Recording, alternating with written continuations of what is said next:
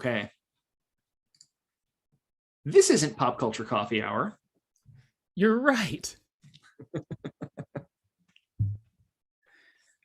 I just don't even want to. I don't even want to do that anymore. We're not even going to do that anymore. Pop Culture No more Coffee Pop Hour? Culture Coffee Hour. This is what this whole thing is about. How we don't want to do Pop Culture Coffee Hour anymore? Yeah, we just wanted to call it something different so that you guys would get it. No, we're gonna keep doing it. We're gonna keep doing it. We're gonna do it forever. This, well, I'm super excited that we're actually doing this because for longtime listeners or recent, I don't know, whatever, for people who've known our work over the last couple of years, one of the kind of bigger projects we took on for a little while and kind of petered out there toward the end of 2020 was a little interview podcast we called We Are Orthodoxy, where we spoke with young adults just who've been in the church or been around the church or who've left the church or whatever, just to get a glimpse into their lives and what their relationship with the Orthodox Church has been like. And if you haven't listened to We Are Orthodoxy, I recommend going back and listening to the, I think 44 episodes. I can't remember exactly how many but 44 sounds right. They all circle around the same question. And that's if you were to describe your relationship with the Orthodox Church as a Facebook relationship status, how would you do that? And then we have a conversation about that. So it's, kind of been a little pride and joy for myself. I really enjoyed that podcast, getting to do that and getting to talk to the people. And now we're gonna try to land the plane a little bit on some of the things that we talk about throughout that podcast. Yeah, because we're not necessarily sort of like finishing it in the long term, but just to sort of offer closure, because we haven't uploaded any new episodes in quite a while. Just sort of let's consider this the closing of a chapter at the very least. I think it's because I've interviewed every young adult in the Orthodox Church out there. All 44 of them. All 44 of them. Yeah. Well, I mean, you did a really great job with this, and I think it's worth just sort of like picking this back up again, dusting it off, because the things that we've learned from this series of interviews, this series of spiritual autobiographies, right, has really been formative in the work that we have done since we started We Are Orthodoxy. It's really helped kind of sharpen things and help us kind of refine our ministry vision as we've kind of like leaned into that. So I think it's worth, especially for, whether you've watched every episode or never heard of We Are Orthodoxy, I think it's kind of like helpful to pick this up for a second, just to sort of let you know, like, here's kind of what's out there. Here's what we've taken away from it. And maybe kind of like pointing you forward to other stuff that we've kind of learned and used from the insights that we've developed during We Are Orthodoxy.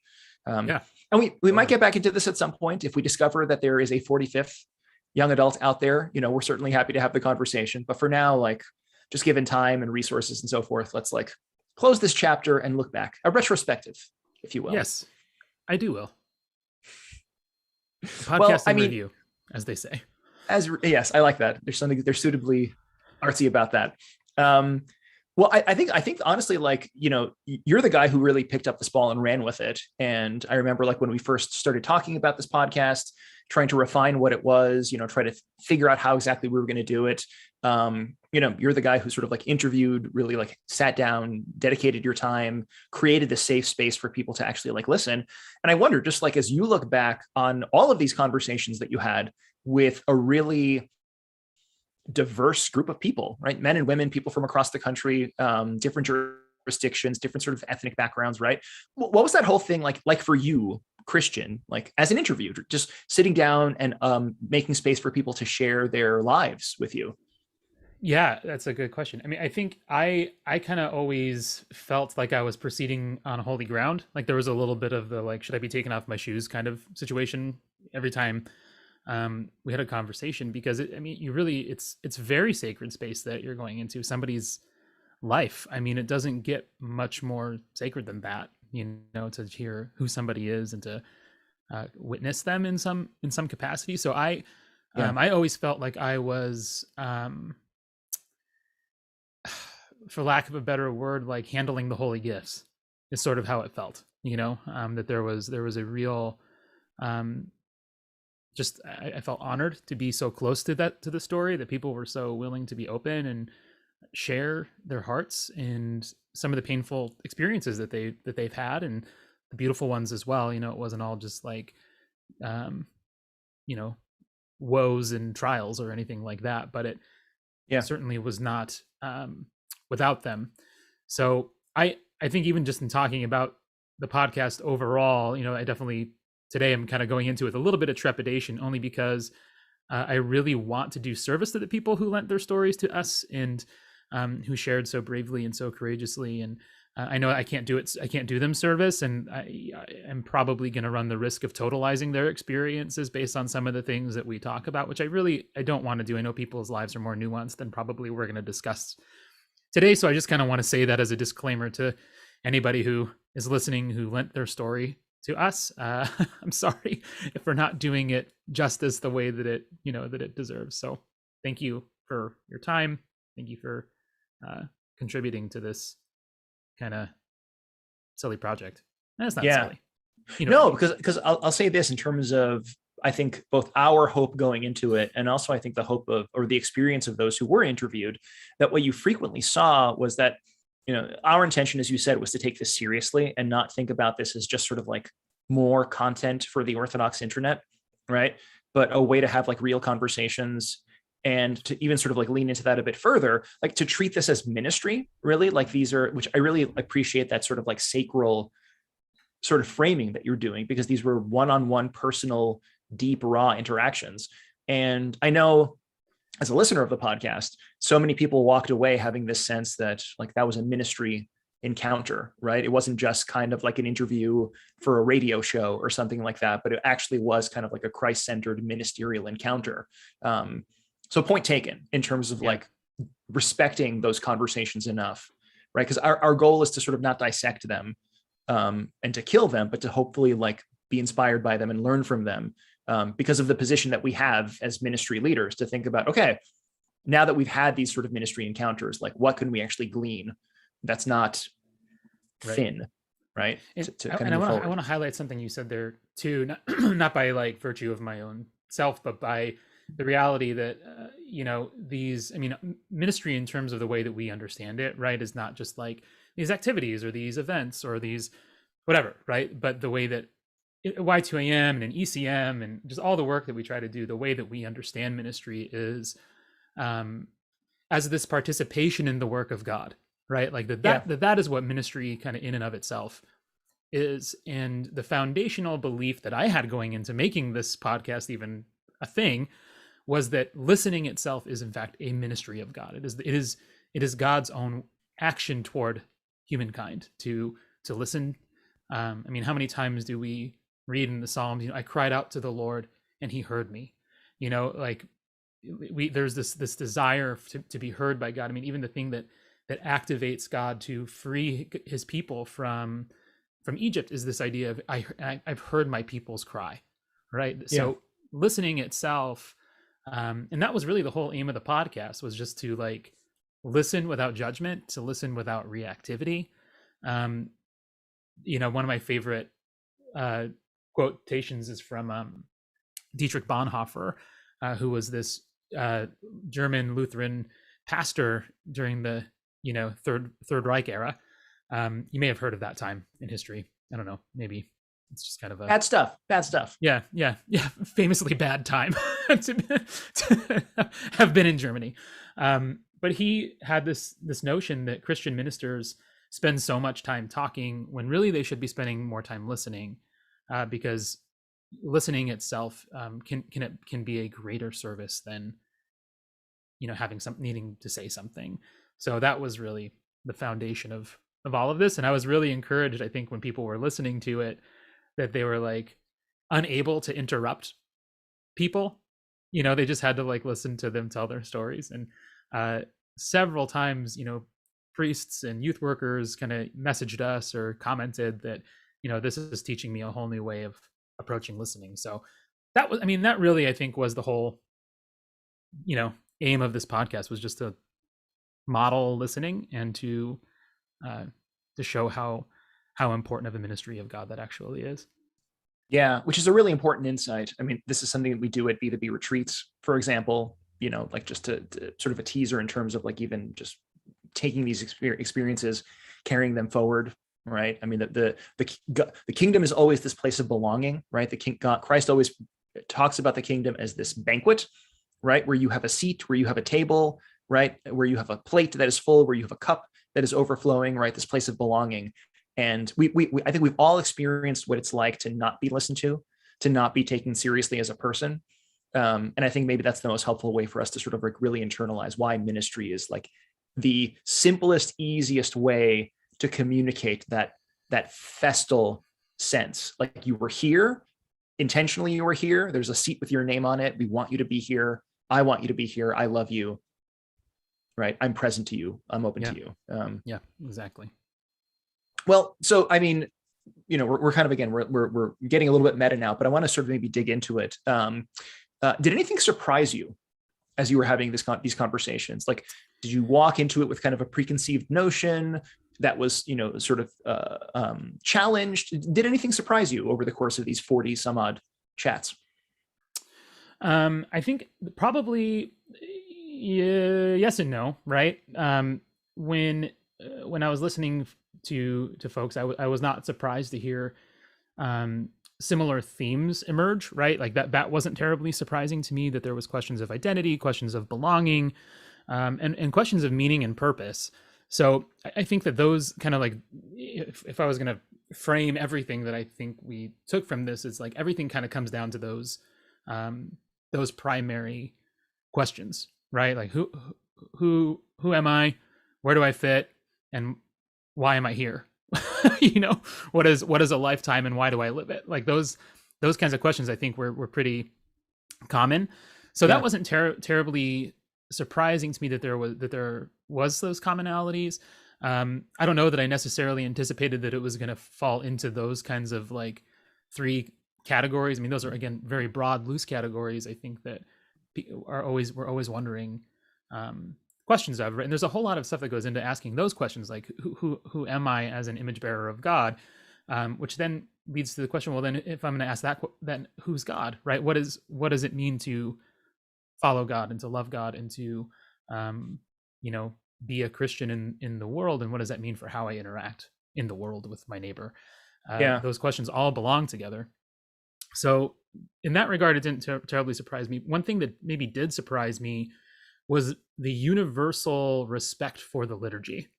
That was something, because I mean, we interviewed people who are no longer identifying as Orthodox, and some who aren't even really identifying as Christian anymore.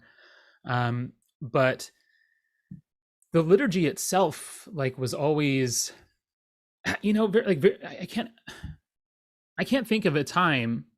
I mean, maybe it happened, but I don't remember it, where somebody was just like, it's not really my style. You know, like, maybe there were some instances where it's like, you know, I really like kind of the more evangelical like band, and like I appreciate that, but the liturgy itself also is still kind of held in a place of honor and reverence for people. Yes. So that was always, you know, surprising to me. Yeah, because that's not the narrative, right? I think that the narrative sometimes, and to even sort of take both of those prongs, like the not surprising prong, I think sometimes the ministry narrative is, well, we need to sort of focus on ethics. We need to focus on behavior. We need to focus on like that sort of stuff, right? We need to focus on doctrine in the abstract. But the questions that people were asking were much more deep and existential, which I agree with you is not surprising, because like, look at the way that Paul unpacks the gospel for people in his epistles, right? He's constantly like starting with the reality that you are the temple of the Holy Spirit. Right? He starts with the reality that you are adopted into Christ. This is who you are. And then how we act is a thing that sort of flows naturally from who you are. Right. And I think it's not surprising, but it's informative to hear from these young adults that are like, they're sort of leaning into these existential questions, which we, I think, as ministry people, right, sort of need to realize, like, that's kind of the order of these things. First, people need to help people realize who they are, and then we can figure out what comes from that. But also some of the other kind of like ministry inclinations that we sometimes have is that guilt, almost, that like we don't want to make church things too churchy, right? We kind of want to downplay the liturgy for people because we know they're going to think it's boring, and we want to downplay this and that. And I think I agree. Like, it's very fascinating that even when people resonated in some ways with ministry experience is from other traditions, where you saw that sometimes people like felt that their walk with Christ was informed by some of the ministry they got from their local non-denominational church or whatever.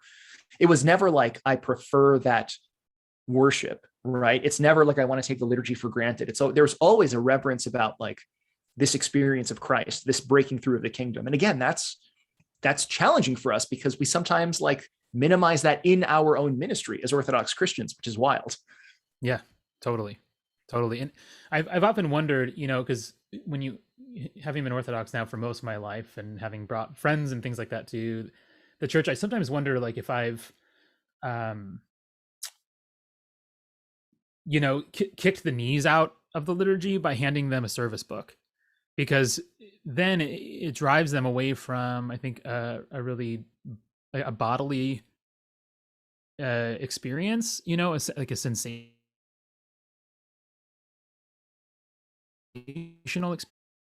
like not intellectual, or like as if the emphasis the words mean, rather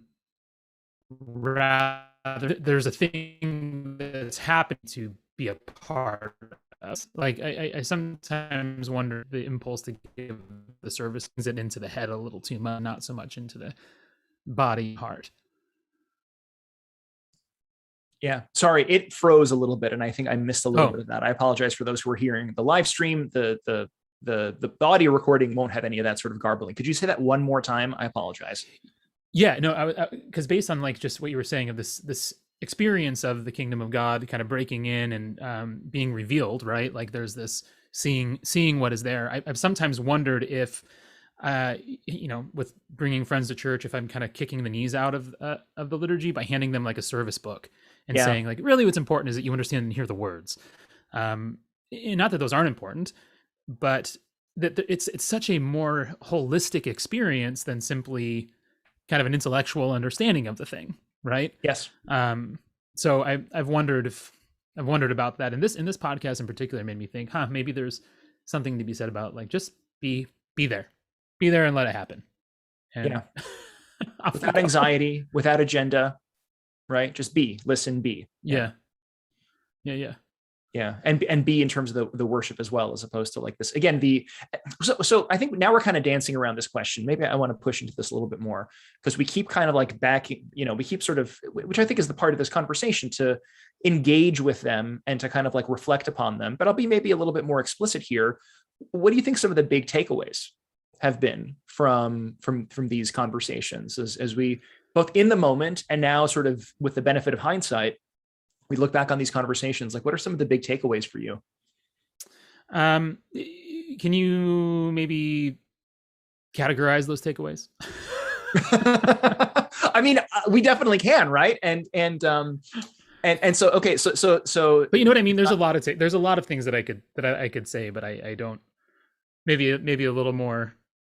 Just give me a realm to answer, because I'm the expansiveness of the question is. So that's fair. And so maybe we'll even go back and sort some of the takeaways already. Like one of the takeaways that we've seen is that people actually have a reverence for the liturgy, right? Mm-hmm. So there is this kind of like interesting desire for some experience of Christ and some experience of the kingdom. Like I feel like that's a big takeaway.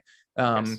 That there needs to be this, if I can kind of use this word, like a supernatural element, right, to our ministries. There needs to be place for God to work, and that's clearly like the place par excellence, right, for God to work. Yeah. So that helps. I think maybe another takeaway that I think that I really got from this was the key role that other people play. Very rarely. I mean, people talked about books that they read and how they were impacted by some of those things, but over and over again, the thing that really seems to make orthodoxy stick or fall apart is in the interpersonal interactions. Like that is the thing that really seems to make it happen for people, when is seeing how people do this thing. Whether or not they're caring for their neighbors, whether or not people are welcomed or greeted, whether someone knows them by name, all of these kinds of things really are pretty essential, I think, to the life of keeping people in a place where the liturgy can impact them. Yeah, Like they don't want to be somewhere where they're unknown. And nor would I, right? Nor do I. I don't want to sure. go somewhere where I'm, where nobody knows my name. That seems really lonely and sad. And if the kingdom, as you're saying, is a place of belonging, like what do I make when I don't belong? Yeah, Or at least have a felt sense of that belonging. We yeah, can, certainly say, oh no, you belong, you belong, you belong, you belong. But it's sort of like telling people, like, God is love, God is love, God is love. He loves you, God loves you. But if there's no concrete experience of being loved, then these are just empty words that don't land on anything. yeah. So I think It's that personal component really gives that stuff teeth. totally, yeah, because otherwise it's just like Orthodox SAT words. Yeah. Philanthropos. Now you say Use it in a philanthropos. sentence. Yeah. Yeah. So, those of us who I think are familiar with our work, I think we'll actually even begin sort of seeing clues in this part of the conversation, and maybe it's worth even just pivoting into it, right? Like, to be kind of explicit that these series of conversations have really been foundational and challenging and informative as we have kind of further crystallized and clarified our sort of theory of ministry, vision of ministry, whatever you want to call it. And this is something that I think, like, these conversations that you had in particular, because like it was you who first articulated like the 5 needs that we see in the lives of young people at this ministry conference that we were at Wichita a couple of years ago. And like that really became this thing that became the backbone for effective Christian ministry. And effective Christian ministry, I think to date, it's our online ministry training course, is kind of like our most comprehensive sort of mission statement in terms of like what ministry is and what we need to be doing. And like so many of the insights that kind of like shape that course really came out of these conversations, like real sort of like organic conversations that became, because we do a lot of reading. I mean, we're sort of, we're there's books that we mention in ECM. There's books that we talk about on this podcast, for crying out loud. We talk about, how not to be secular. We talk about sort of, anti-root stuff. Sometimes we talk about books, which is great. And this became a lot of like the infleshing of some of those data points, right?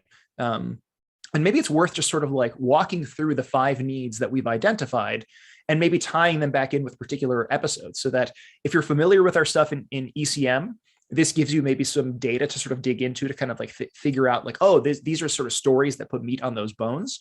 And if you're not familiar with ECM, then hopefully this conversation sort of gives you a reason to dig into that course, to kind of like get a sense of, again, this really fully fleshed out kind of theory, our manifesto of ministry, so to speak.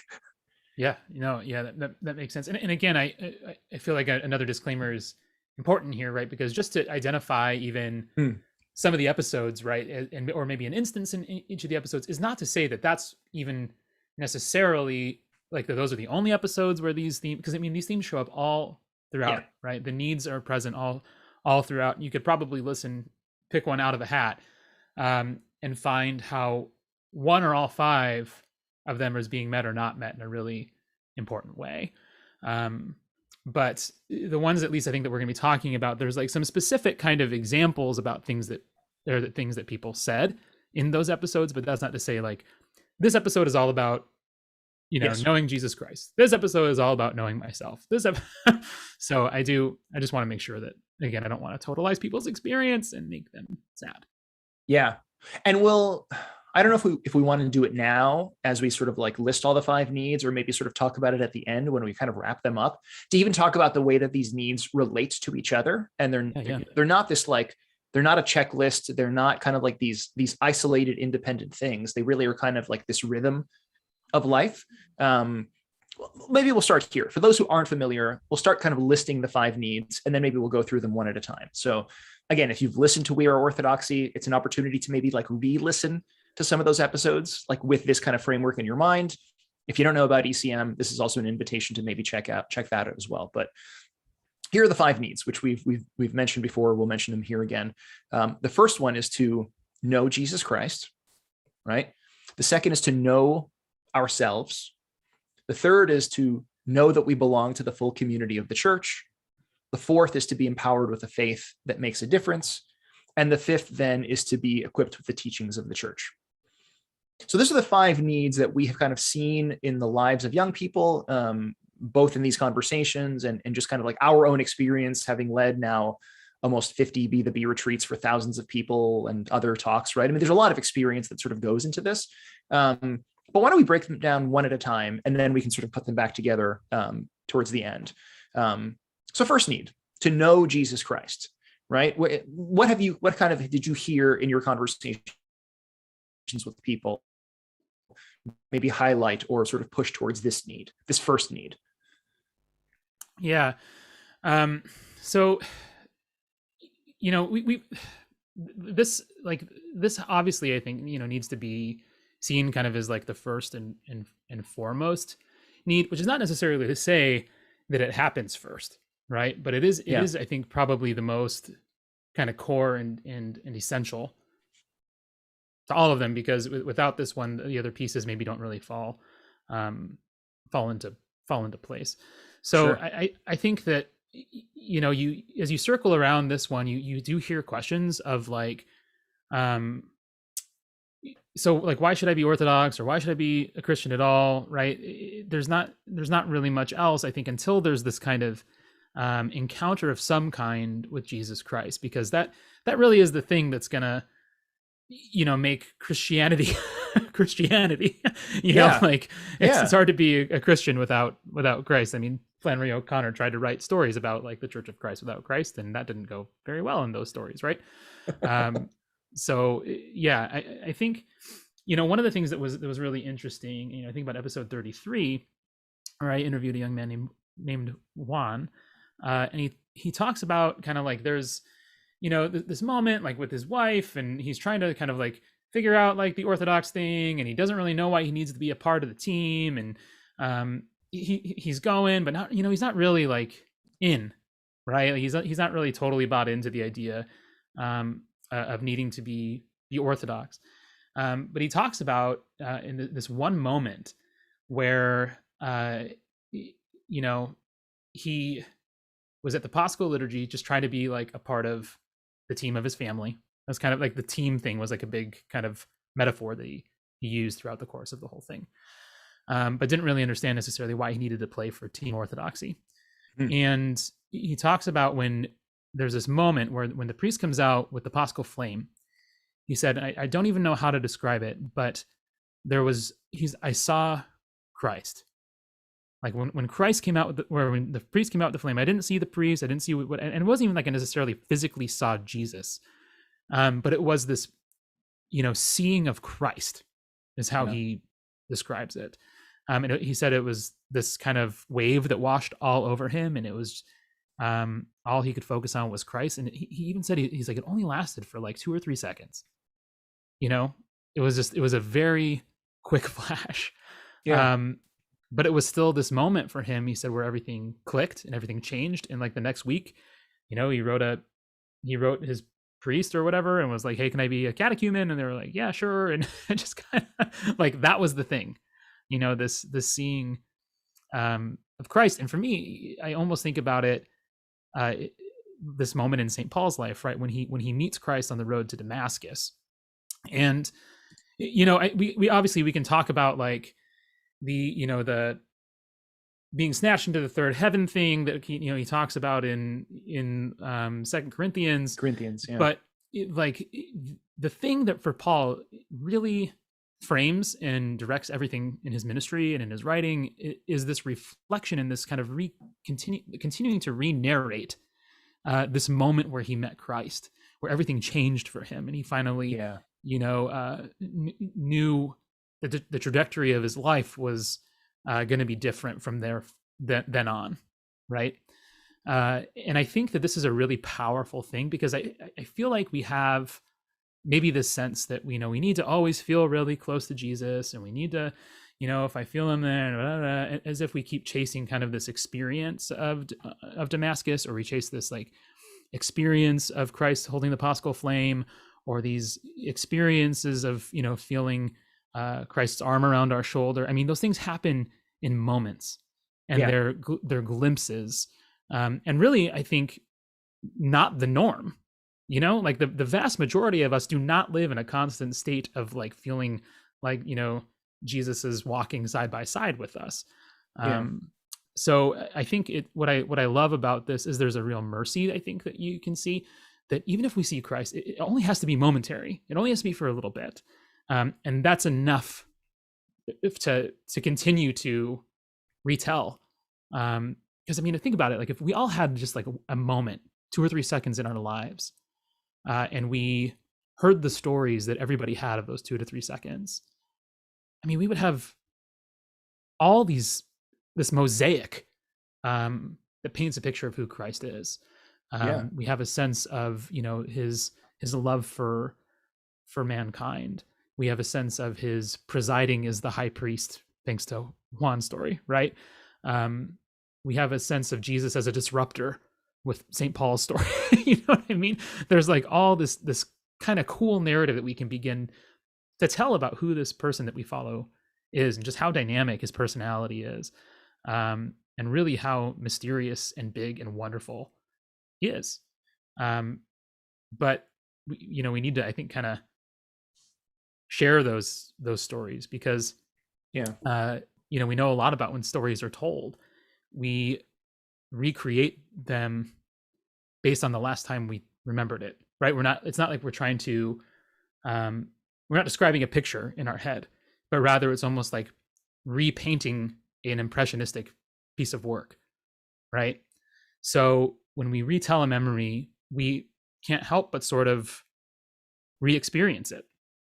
And when we paint it for somebody else, they also begin to experience it.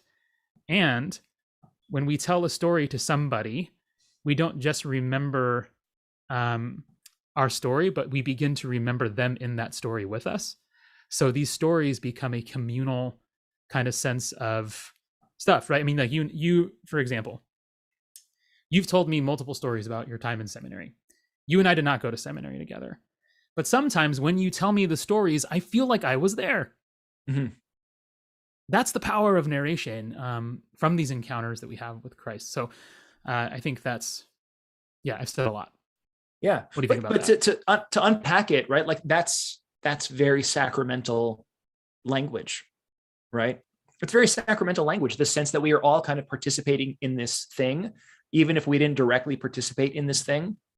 That I can tell you a story about a silly thing that we did at the cafeteria in seminary, and you feel as if you are at that table, because in a sense you are at that table, because you've gotten to know some of these people over the last 3 years through our friendship, and like you can project yourself into that moment. Like, there's something really sacramental about that collapsing of time and space. Mm-hmm. And I think that is an important thing for us to hold on to in terms of this first need and this like actually knowing encounter of Jesus Christ, because when in Juan's story and the stories that you hear, like St. Paul's story, it's not kind of a backwards nostalgia, right? Sort of like longing for this thing that is nothing but a memory.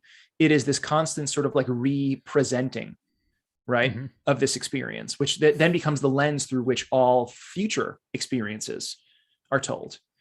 And we talked about this over the weekend in St. Louis. We were just in St. Louis for a Be the Bee retreat. And this kind of became one of the questions that motivated the sermon that I gave on Sunday, to sort of like think back to a time that you have experienced Christ, and then hold on to that and allow that to be the lens for all experiences going forward, right? Because on some level, it's not the norm, as you said, because we don't tend not to live in this awareness constantly, but phrased a different way, it is the norm, because like that actually is like the kingdom, right? And the kingdom really is at hand, but it's got to start there. It can't just start with like ideologies and so forth. Like, even if temporally it's not the first thing that we have, like in terms of like the primacy of these needs, like things have to actually start with a real experience of the crucified and risen Lord, just as they did with Paul, as they did with Juan, as they do for us, as they do for everybody. And I want to be clear though too about something, right? Is that that experience can come through story, right? Through you telling me a story of like your grandmother leaving you the icon of St. Andrew. Yeah. Right. That that is a mysteriological experience that you had that I am edified by, you Yeah. know, like that it become that like that is an encounter, right? And so I think that's why I want to like stress that it's important to know that like maybe not all of us will have those 2 to 3 second moments where we see Christ or feel Christ or whatever, but that's what makes it so much more essential that we narrate them to one another, so that those of us who have them as a gift, right, as and it's not like I'm some whatever. In fact, it probably is actually the opposite, that like, well, I need something like that probably to remember because I'm an idiot and can't seem to follow Jesus unless he makes himself like painfully clear to me, Mm. right? But like other people are far more faithful. Like think about Mother Teresa, right? Like her whole life she doesn't, you know, is lived in this experience of desolation and feeling of distance from God, except for like the, you know, the one moment that she had. But like I don't know, I could do that. I probably would have given up. Like, Seriously, right? so I Yeah. think there is something that it's like we paint a better picture of Christ as we share these stories. Just like, you know, when you tell me the stories again of seminary, it's not just that I feel like I was at the table necessarily.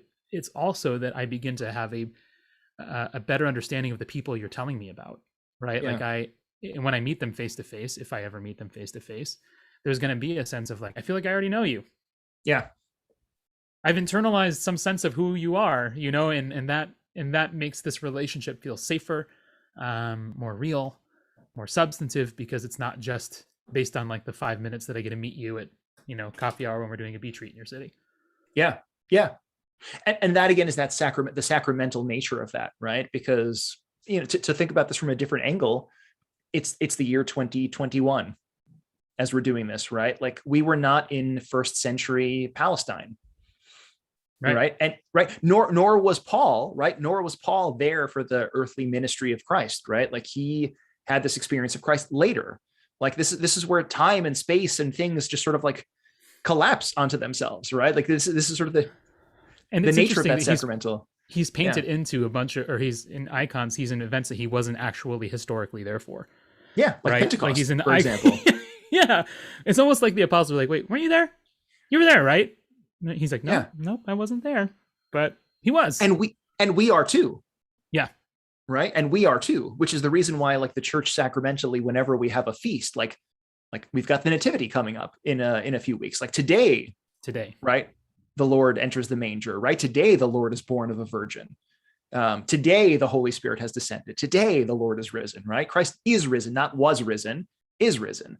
Um, so yeah, I think all of these things coming together in this like reality, right? But this experiential reality, and that experience might be different for different people, right? Like we might not all, like you said, have that sort of vision that Juan was gifted to, but he shared it with you on this podcast. Who knows how many people listened to it there? We're talking about it here. Like we can sacramentally invite people into these experiences, and that experience though is so primary. Like it's the sort of thing like it's painful to say it out loud, but we have to, right? Like the ministry of the church has to start with that first need to know Jesus Christ, not to know about him, right? Not to sort of reduce him to a series of concepts or a series of sort of like abstract qualities, but to actually invite people to know him in this deep and real and personal way. Because if not, then it's just philosophy, or it's just another sort of club or whatever it is. Like it's got to start there. Exactly. Um, and that's the only way we can even, I think, be free enough. Is that an okay word to use? To begin figuring out kind of like that second need, right? Yeah. Which is to know who we are. Because the reality is, right, like who we are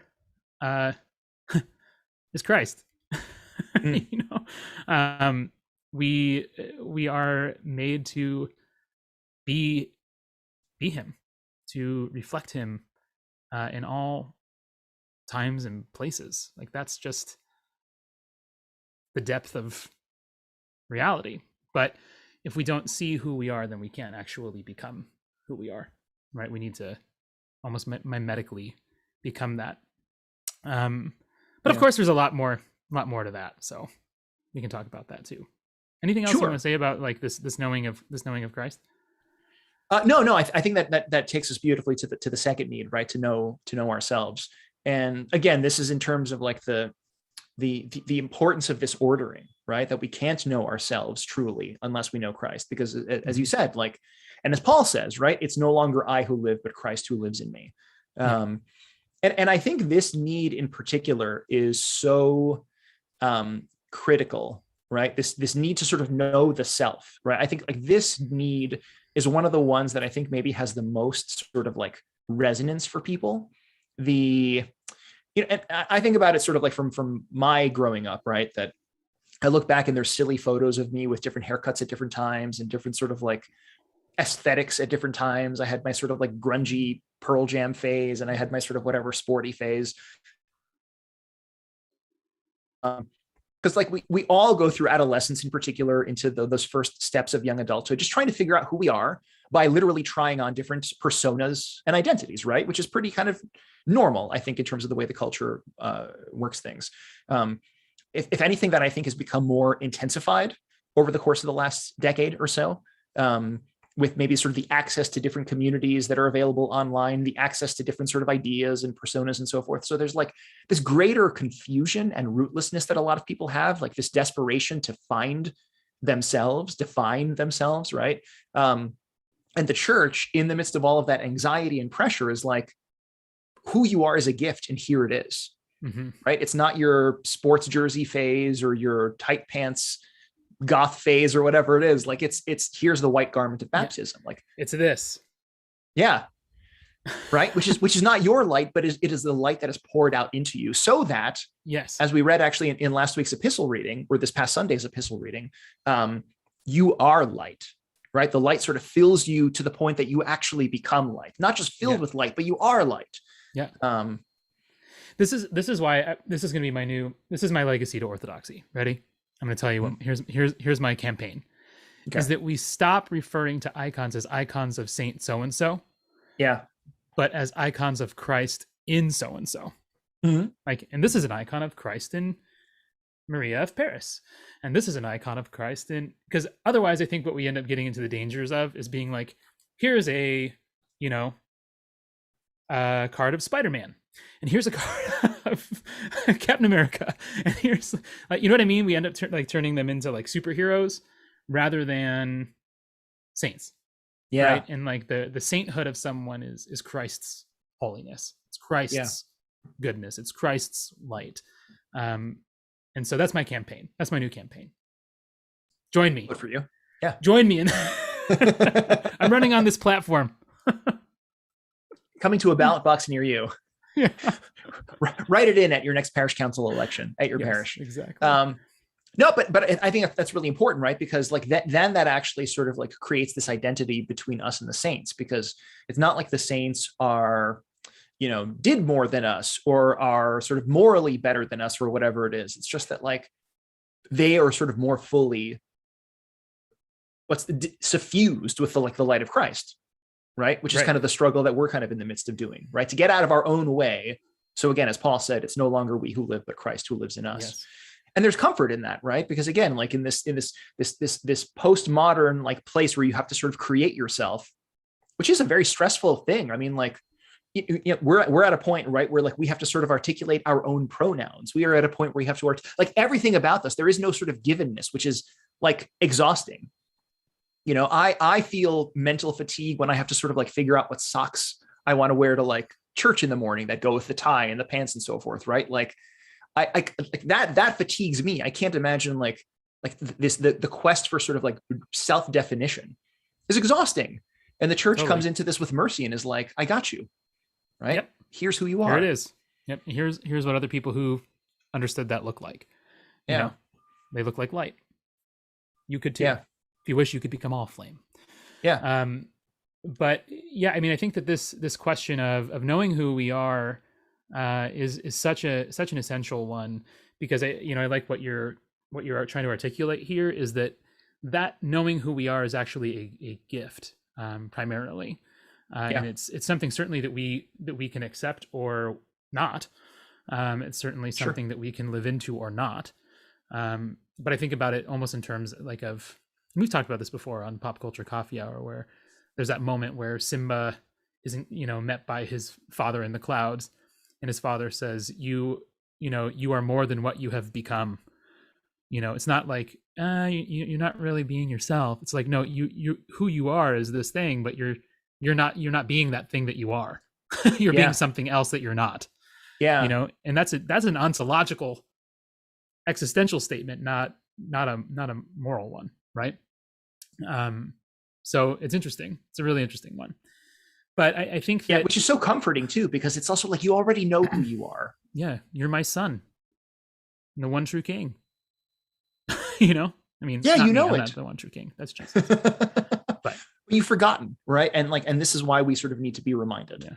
And isn't that how that cloud dissipates? Doesn't it go like, remember who you Remember. are, remember Yeah. who you are. Yeah. And then maybe So, that's something, oh, this is breaking my brain right now. Well, uh-huh. maybe we can circle back to this later when Christ talks about, the Eucharistic supper, do this in remembrance of me.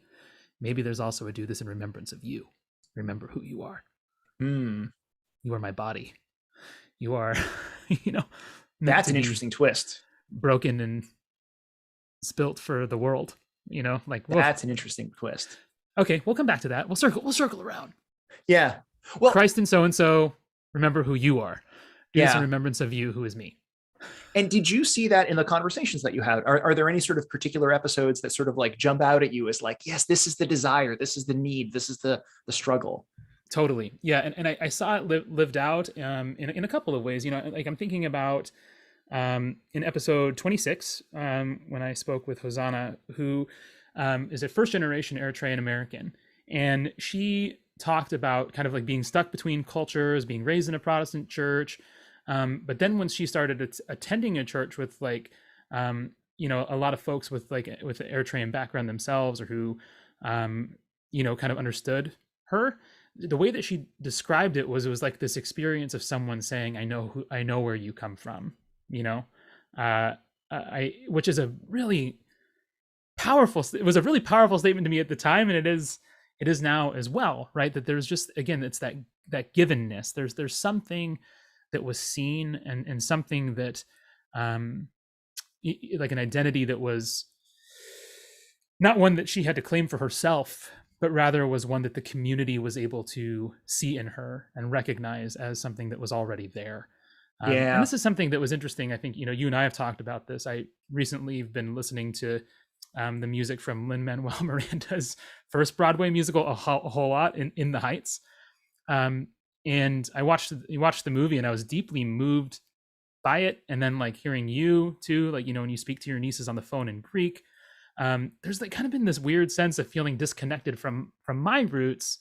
And I think it's this impulse, right? I think it's this sense of wanting to know who I am and where I come from, just like we all do. But it's not just about that, right? Not having just an identifier, but rather knowing that who I am is fully seen and loved, is embraced, not just kind of in my own age of authenticity kind of way, but in a sense that it's welcomed by Christ, right? And that's, I Yeah. saw that in episode 43. At one point I was talking with Randy. The episode of that one is titled "The Me Who Is Here." And there's this idea that, like, Randy talks about, going to the cup, and maybe moments earlier had just been like upset with his children. But he's saying it's like, it's not just the part of me that's not upset with my kids that goes to the cup. It's the part that's also upset with my kids that goes to the cup.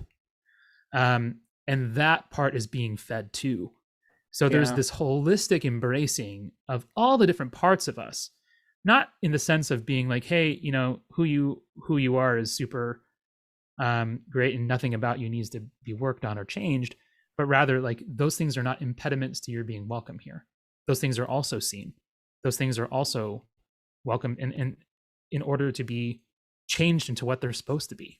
Like getting upset with your kids, if you have a part that gets upset, like that's not a bad part. It's just like maybe in a bad role that day, because like I think rightly oriented, that part can be, cares about justice. That part cares about things being equitable and fair for people, you know? So I think the issue is not that whether that needs to go away, but what that is made for, and only Christ can show us what that part is made for. What that, because I mean, we were created with it. So obviously it's not, immune to the effects of the fall and sin, and death, but it's not the end of the story. And I think Randy really spoke to that very well, kind of this idea of every part of him being seen and accepted. Yeah, so that it could be healed, right? Yes. Like these parts are not amputated, right? But are rather sort of brought to the table so that they can be healed. And those parts of ourselves, right, as like our whole identity sort of like actually finds its coherence in Christ. It is, our different sort of like impulses, right, and our thoughts and so forth also find that coherence in Christ, right? Like the sort of like the deep emotions that we have, like our desire, our yearning for truth, and our desire for justice, and our anger sometimes when things, are unjust or whatever it is, like that actually finds its reality there, right? Not anger for the sake of my own pride or social station, but anger for the sake of like responding to injustice, right? Not desire for wealth or whatever it is, but desire for communion, desire for holiness, right? These things get baptized and washed and sort of like reordered properly, not amputated. And I think that's the key message, right? Is that these things aren't bad, they're sick. Yeah. Right? Like these parts of us are not bad. They're sick. They do some bad stuff, but like I mean, that's what happens when you're sick. Yeah. You know what I mean? And sometimes, right, it's not even like the parts of us, right? But we have kind of internalized this sense that we are bad, right? Because we sometimes like over-identify with particular parts of ourselves, or maybe sort of society makes us over-identify with parts of ourselves, which makes us feel like we are bad, which then causes us to act out, right, and sort of double down sometimes on that brokenness, whatever it is about us. This is one of the things I think we've talked about in other places, right? Where like the passions actually stem from our fear of death. And like, it's like, that's kind of the thing that's perpetrates so much of it, right? Is like the passions are trying to protect us from death. The problem is they're just kind of wrong. Like they're wrong. They're silly. Yeah. They don't know what they're doing. Yeah. Yeah, exactly. But there's grace, right? In the fact that like here we are loved while we sinned, while we were still in sin, right? As Paul writes in Romans, like we were sinners and yet Christ died for us because we are these forgiven, beloved sinners. Yes, we are sick. Yes, we struggle, but that is precisely the reason why Christ opens his door to us. And there is grace and healing and possibility in realizing that, right? And that's a possibility again, because so many struggle with these key questions of identity. Right? What a beautiful message to be able to lean into. Like we said at the top, right? The message that you are the temple of the Holy Spirit, right? Which is liberating, and only makes sense, right? Insofar as we have had this experience of Christ, right?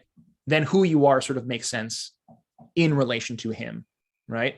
And who you are then actually sort of takes us forward into this like third need that we have, because who you are is also sort of found and solidified in the body of the believers, right? In the larger body of this community. And that's why that third need is to belong to the full community of the church. Yeah.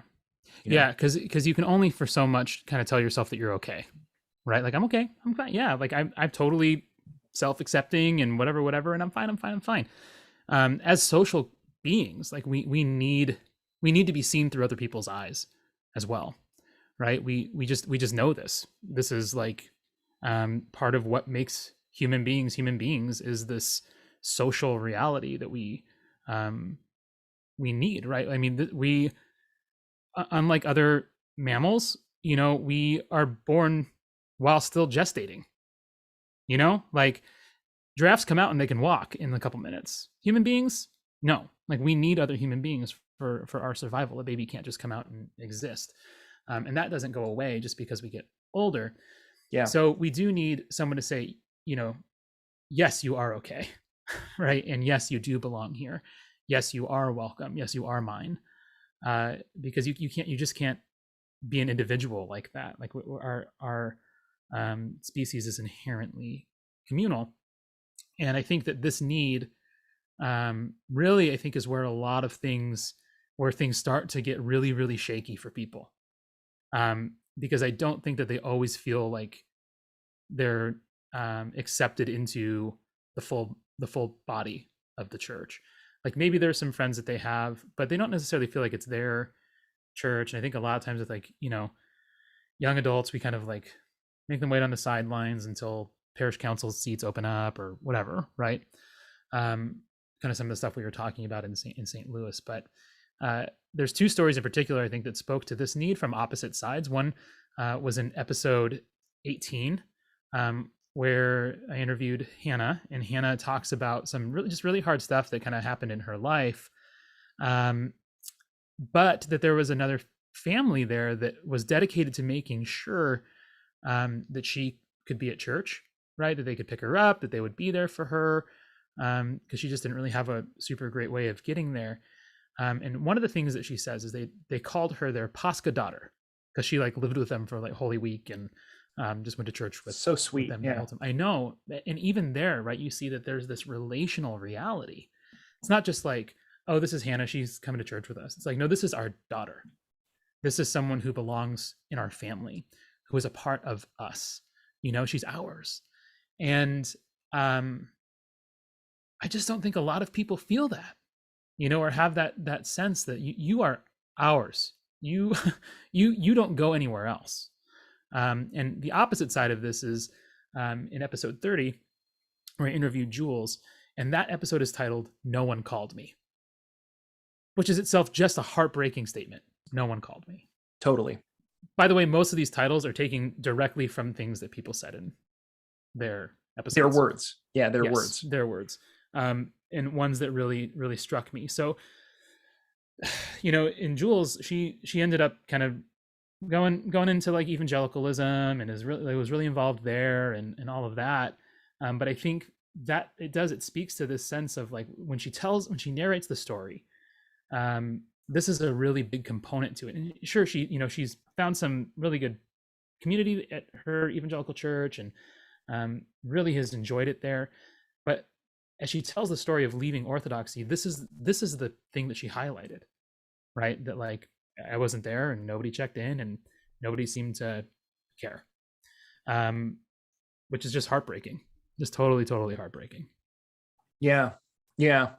And it's so interesting, right? Because this is again sort of the providence of when we're having this conversation. The gospel reading for this past Sunday when we were in St. Louis was about the parable of the feast, right? And the people who don't accept the Lord's invitation into this feast. And like, what does the Lord do? He goes out and tells his servants, like, find other people, make sure and compel everybody to sort of bring in this feast, right? Like it's an interesting tension sometimes, the way we are presented again and again and again with this God whose, you know, purpose is to bring everybody in, right? Like the word that is used at the end of the gospel reading from this past Sunday is like compel them all to come in, right? Grab them and force them into my hall, right? I know. I actually kind of laughed a little bit when that was read. I was like, grab them by the scruff of the neck and throw them in, not out. Yeah. And sometimes we make people feel like they're outsiders, right? And this is the tension sometimes, like we talk about the church as this hospital for sinners, right? But sometimes young people in particular can feel as if they are sort of being asked to struggle outside rather than inside. Like come back when you've got your stuff figured out, right? Come back when you no longer struggle with those temptations. Come back when you no longer have these questions, as opposed to, you know, the community of the church is strong enough and stable enough that it can bear with your questions and bear with your struggles, because like it's a hospital, and a hospital, like sometimes a hospital has very severe cases, right? But we don't sort of like toss you out to where the ambulances are and say, come back when you're this better. And I think that part of that problem there too is an identity issue, right? That like we've forgotten who we are.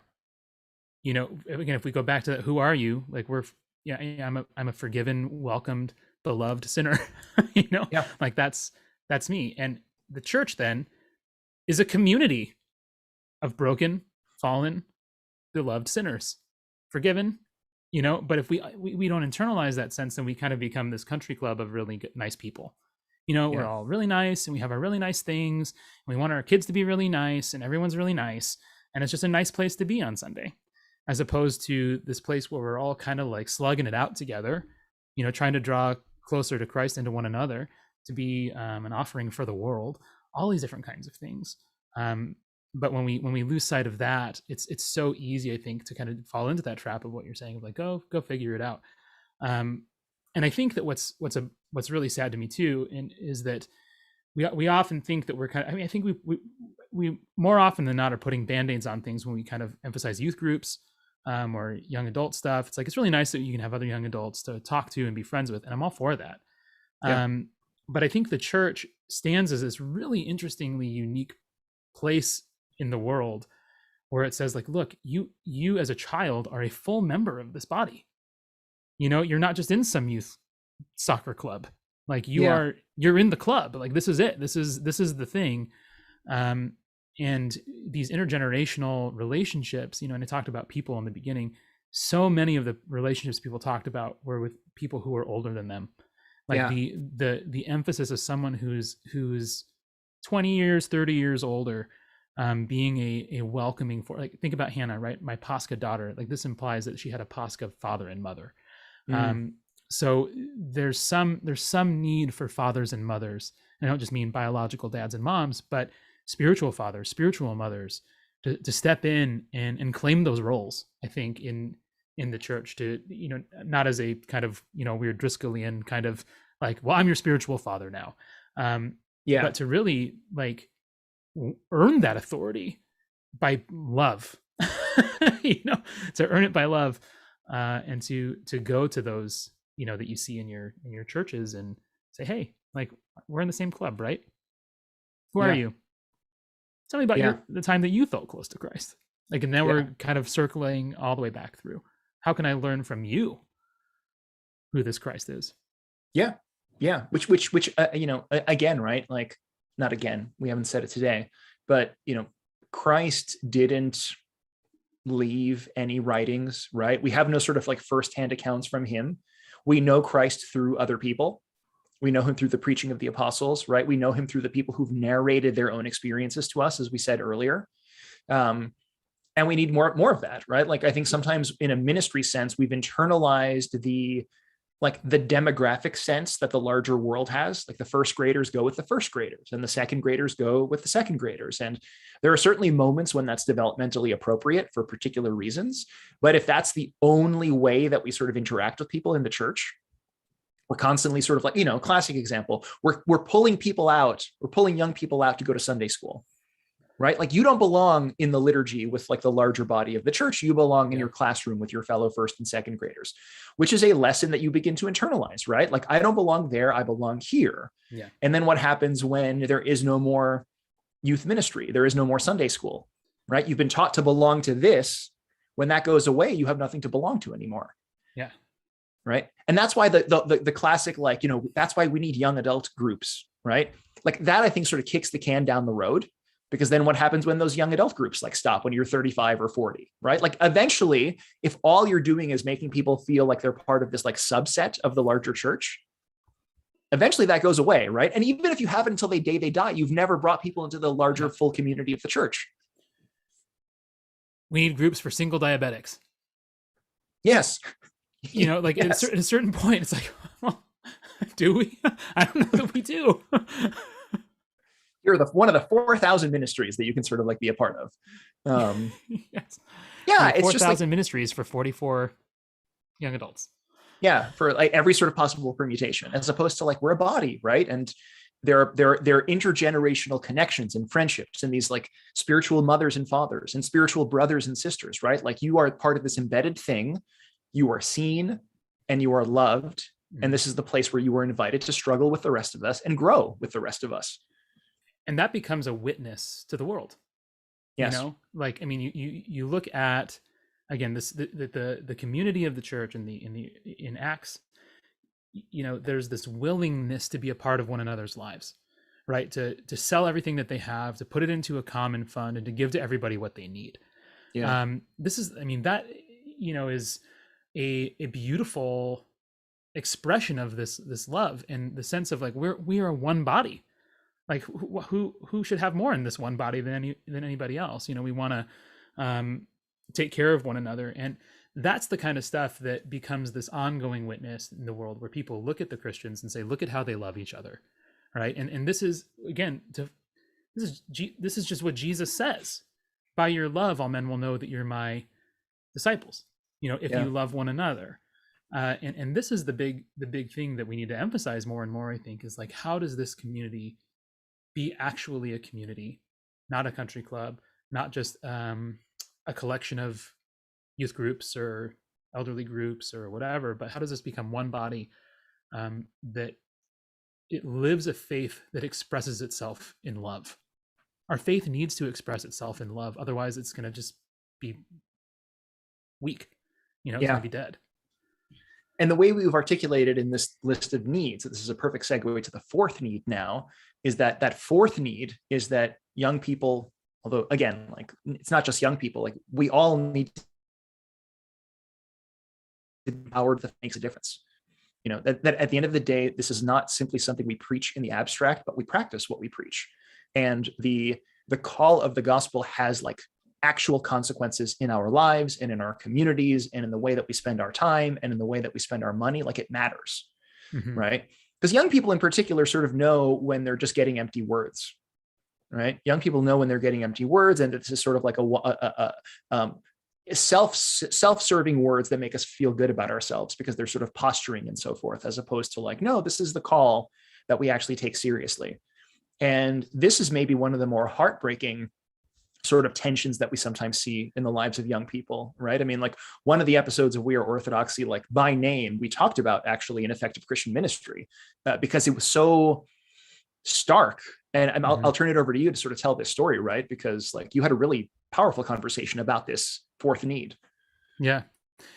So this need to be empowered with a faith that makes a difference, I think, is essential, right? Because in episode 8, I spoke with Sean, who had gone to school in the Bay Area and was involved in his parish there, and I think even taught Sunday school for a little while. I can't remember exactly. I might be wrong about that. But what he began noticing just in some of the stuff that he was learning and the work that he was doing was that there was really a problem in Oakland, in the school districts, where a lot of kids were dropping out. I think he said something that like the dropout rate was like 40 or 50%. I might be totally wrong about this, but it was something that was very alarming to me. I thought higher, but yeah, a lot. Yeah. And so this is happening. He's like, basically, 2 neighborhoods away from where our parish is, that these kids' lives are just being tanked by this reality. And the parish is preoccupied with planning the food festival. And so, and to Sean's credit, like, he wasn't like mad, he wasn't whatever. He just was like what's going, like, I'm not sure that I really, like, this isn't really adding up to me. But he wasn't upset. He just saw that he was kind of finding himself drawn more towards like doing things that he thought Jesus would want him to do, being with people who were doing the work of Jesus, even if they weren't saying the name of Jesus, being concerned with like the world outside. And just over time, the way he describes it is this frictionless goodbye, right? Where eventually it just was kind of like, oh, we when like a couple breaks up and it's just like, we just want different things. And you're like, that's it? And they're like, yeah, we just realized like we're headed different directions. And that is just heartbreaking to me, kind of in a way that few other things are. Because I think the reality is that we have so much focused on like the getting to church and the coming to church and the going to church, that we forget that there's also a leaving the church. There's leaving liturgy, there's leaving Vespers, there's leaving, as Christians, right? Being Christians. Yeah. And that community of love that, that I'm talking about, like the church needs to be this community that lives this faith that expresses itself in love. That love is something that's always love beyond, right? It's love beyond self for neighbor, love beyond neighbor for stranger, love beyond stranger for enemy, love beyond enemy for creation, right? Like, even to the point where we're loving the blades of grass, as Saint Silouan would point out, right? That like when Saint Sophrony hits that blade of, we talk about this story a lot, and he's like, why would you do that? Like, what did it do to you? Why? Yeah. Like, why are you being this way? love creation, right? Even beyond like the non, even to non-human things. Like it's always this love beyond something ever bigger, ever more expanding, ever greater. And I think that's sometimes where we lose a lot of young adults, because they are looking around and seeing social issues, right? They're seeing the racial reckoning that's been going on through the last couple of years. They're seeing climate change, and they're distressed by it. And when the church kind of puts its head in the sand about some of those things, or doesn't speak to them, or doesn't talk about them, or doesn't encourage love for the poor in the same way that maybe Sean would have even pointed out needed to happen, I think that it begins to kind of like peter out a little bit, and we're like, okay, so why are we doing this? Yeah. What's the point of this? Like, how is this actually making anything better? Yeah. I know we feel better and about if anything, right, those yeah, but somebody who is asking some of those tough questions and coming to those realizations, right? I mean, like if nothing else, right, this becomes a crisis moment that begins to sort of undercut the things that led up to it, right? Because if you're coming to this realization that your community just sort of exists for its own sake, right? Like is an experience of Christ at the center of this? Like, who am I in the midst of all of this? Like, is this community worth belonging to?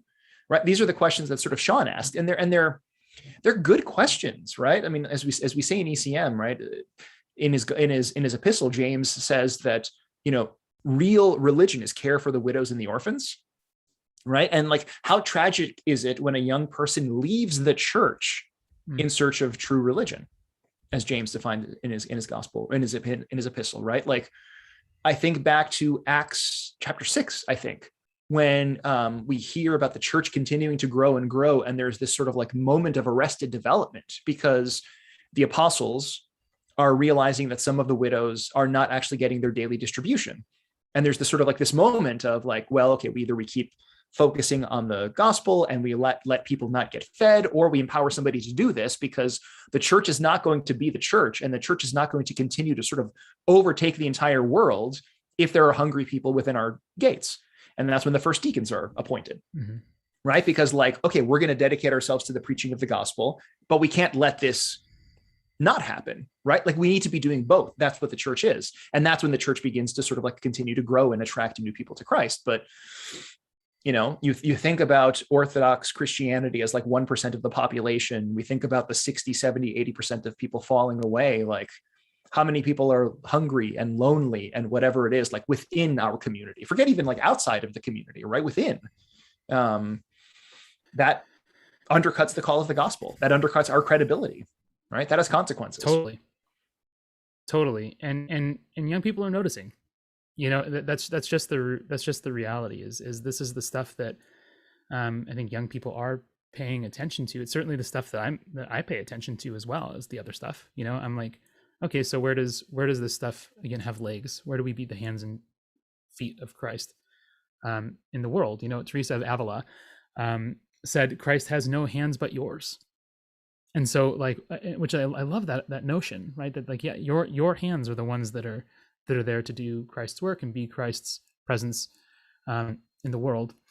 Also, I don't know if it's bad, but when you said Arrested Development, I immediately thought, and now the story of a wealthy family of God who stopped growing, and the one deacon who had no choice but to keep them all together. Little ukulele in the background. Yeah. Yeah.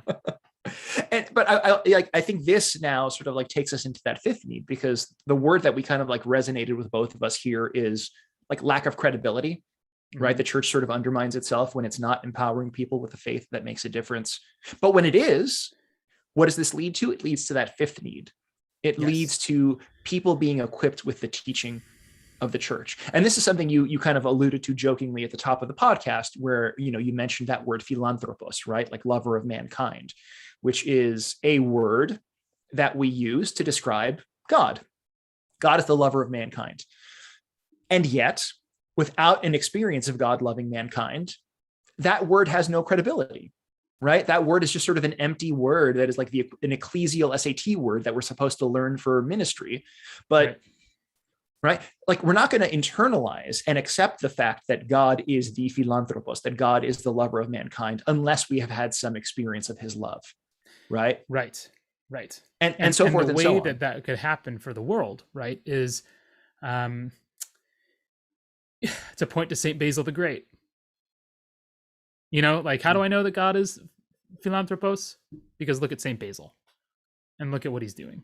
How do I know that God is good? Because like look at these people who are living these particular lives of love, right? Like that's really the kind of thing. And so if we're saying, you know, that um that God is um you know, that the gospel is good news, well, we our lives better look like good news.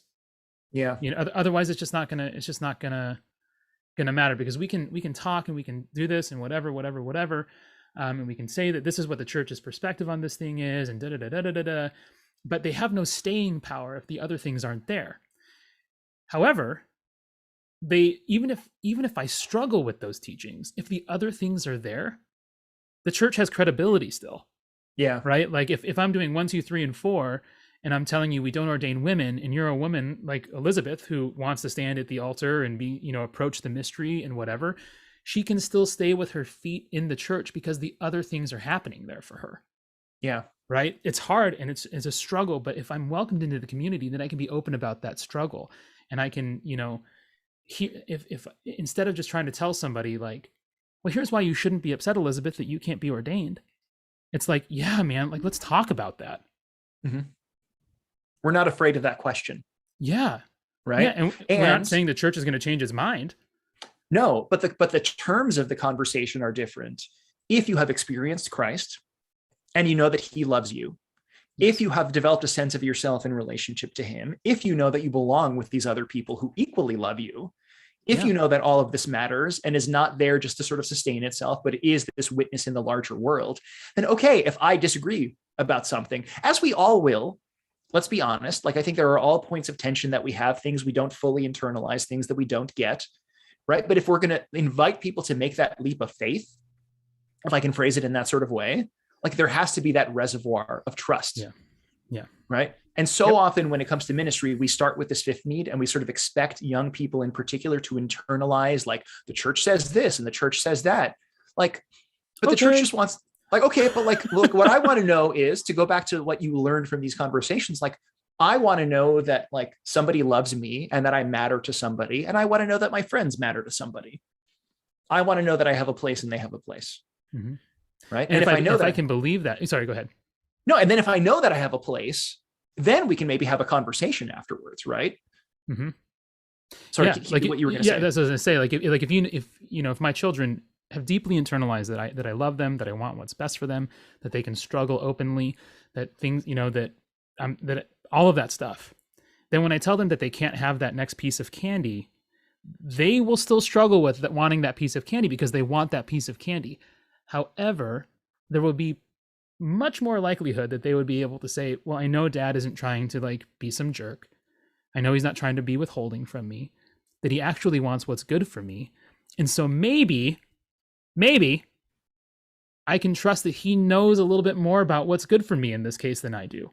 I don't like that answer. It's not a fun answer for me. I wish it was a different one. And my dad loves me and he wants what's right for me. And I'm going to keep wanting that candy. It's not going to make my wanting the candy to go away until I can begin to internalize also wanting the same good for myself that my father wants for me. Yeah. Right. If I can begin to internalize wanting that same good, then my desires will change. Ultimately, I'm drawn to the candy because I think it's good. Yeah. Right. But if I can begin thinking about what's good, we're never not drawn to something that we don't think is good. Nobody ever just wants evil for their, you know what I mean? Like, it's kind of impossible. Like, I just really want to do something that's really going to ruin my life. Like, no. You do things because you think that they're going to make your life better. Mm-hmm. Plain and simple. We all do. Even if you look at somebody who's like using drugs and it's very clear that like it's making their lives worse. It's like, well, there's at least some part of them that reaches for the drugs because it's making something better. It's better than the alternative, whatever the alternative is. Exactly. Even if it's totally seems insane, but like, yeah, there's some logic to it. Yeah. behind There's everything. perceived value, right? Even if it's not Yes. actual better, there's a perceived. Yeah. Yes, because our hearts are designed to want the good, even if we don't know what the good is, or we're deceived about it or confused about it. We still desire that which we believe to be good. So, if if we can, I think, have that kind of security, that sense of connection to the church, in terms of it showing us Christ, showing us who we are, helping us find a place where we're known and belong, seeing a faith that really does have an impact in the world, then we can struggle with some of those teachings that maybe we don't really get or understand. And the other things that'll still be there, like I don't know, like I think, like, who of us is going to be totally just like, I agree 100% with everything all the time, and I like everything that the church has to say about everything. Like, I don't know anybody probably who's going to feel that way. Sure. I just don't. In the same way that my kids aren't going to like every decision that I make for them. Which is fine, right? That is not a threat, right? And this again goes back to that sort of like place of, we think of the church as the hospital for sinners. The presence of sick people is not a threat. In fact, maybe the presence of sick people is the point of all of this. Yes, exactly. Right?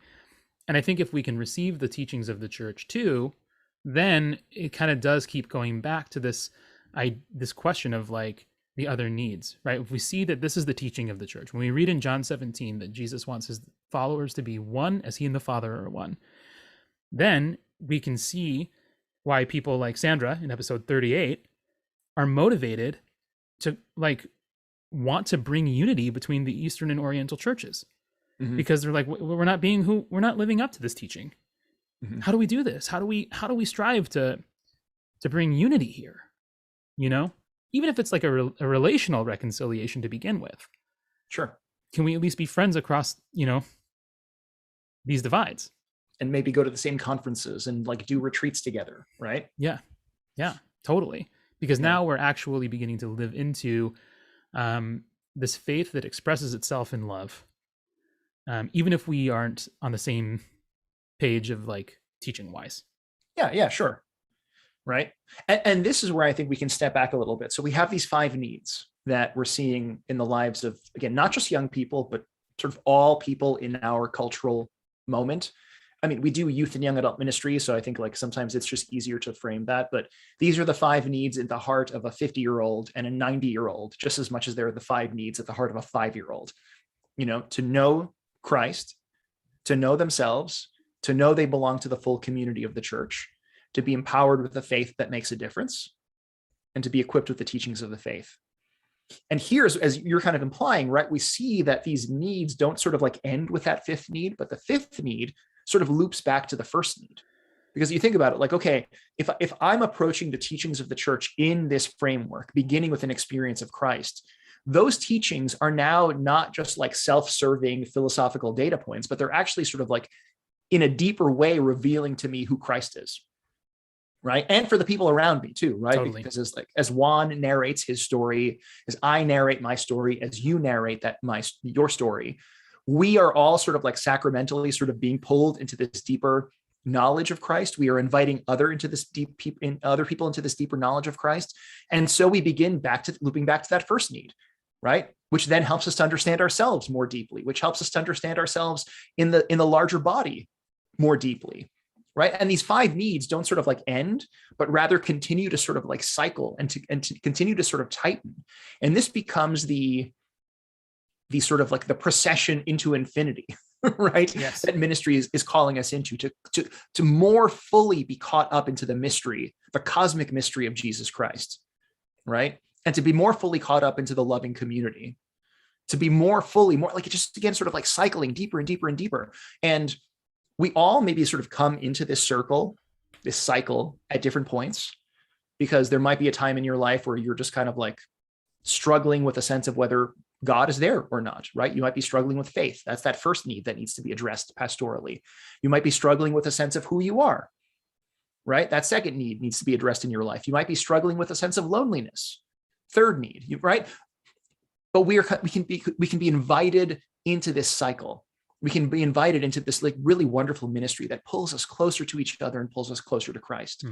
And that's what like I think the life of the church and the life of ministry needs to be, sweeping people in to this powerful experience so that they can know Christ, know themselves, know they belong, know that they're empowered with a faith that makes a difference, be equipped with the teachings of the faith, and then know Christ better and know who they are and know they belong, and so forth and so on and so forth and so on and so forth and so on. And that is how you have people who are being formed not to be former Christians, but faithful Christians, right? People who are like there with this like depth, because it's formed in experience, an experience of God, an experience of themselves, an experience of each other, right? It just gets tighter and tighter and deeper. And what a beautiful thing that is. Like real, authentic, effective ministry, not the organizational, the philosophical, the stuff that drives people away because like that drives Sean away, that drives these people away. Like we can do better. Yes. Agreed. And I continue to be grateful for the conversations that have shaped, effective Christian ministry, and even this conversation too, helping us kind of chip away at some of the stuff that's going on for people, so that we can know how to live more faithfully to the calling that we've been given. Yeah. Yeah. To be who we are, to remember who we are. Yeah. As Christ's body. Yeah, 100%.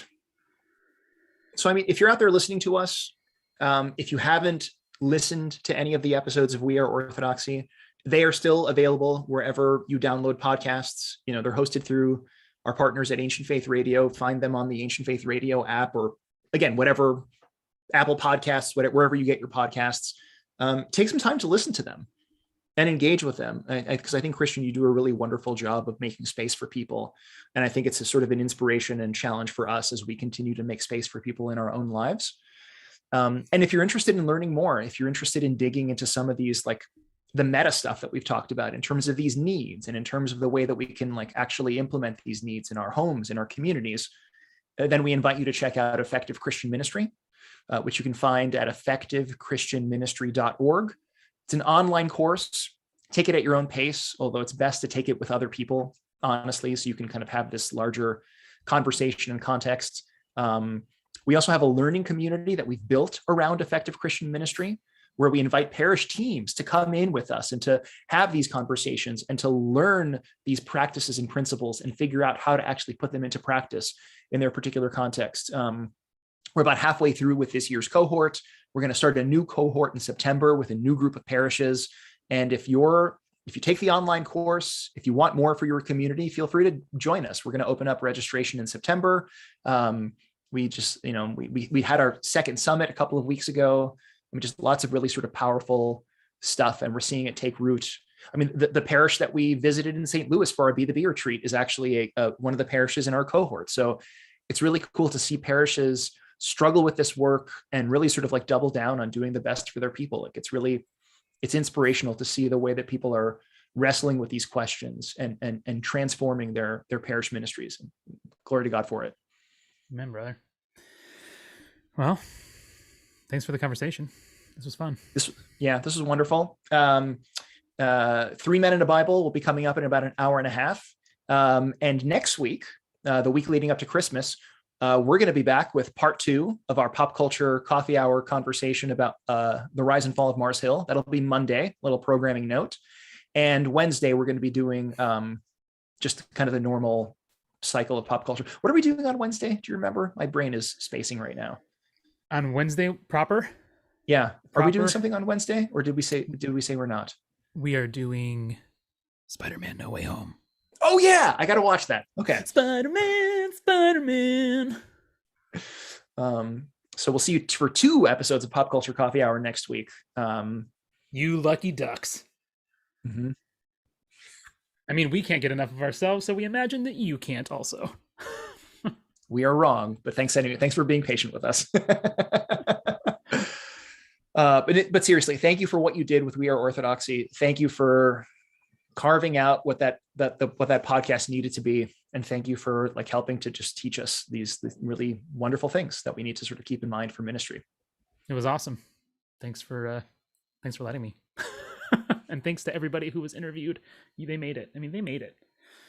Yeah, seriously, we do appreciate you. And Yeah. we're not trying to like dissect. We're really trying to take what you said seriously and learn from it. And we really hope that things like effective Christian ministry and the impact that it's having in parishes is really like does justice to the honesty and the vulnerability that you brought forth. So yeah, we do appreciate each and every one of you. Thank you. That's it. Ta-ta.